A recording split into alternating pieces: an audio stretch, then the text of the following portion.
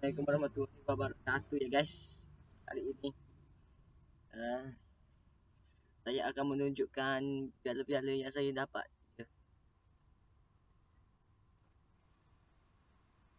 Piala yang saya dapat seumur hidup saya guys. Aduh. Inilah guys, piala pertama saya yang saya dapatkan ya.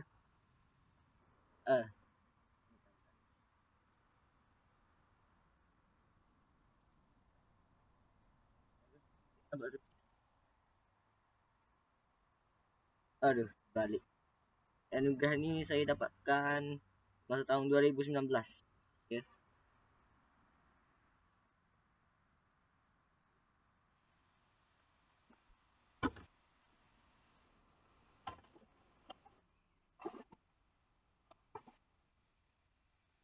Dan ini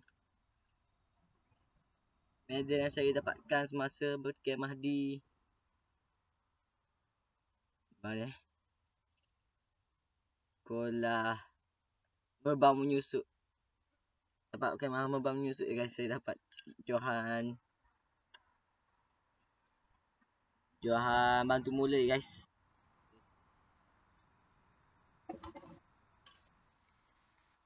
Guys, semua piala yang saya dapatkan ni, piala medal ni 2025 semuanya.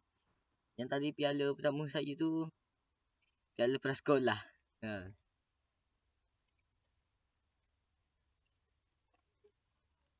Ini adalah keki saya guys. Saya dapat 8A.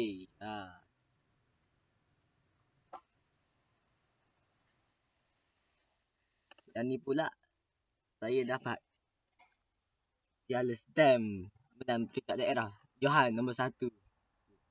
Johan tu. Nampak? Johan tu. Okay.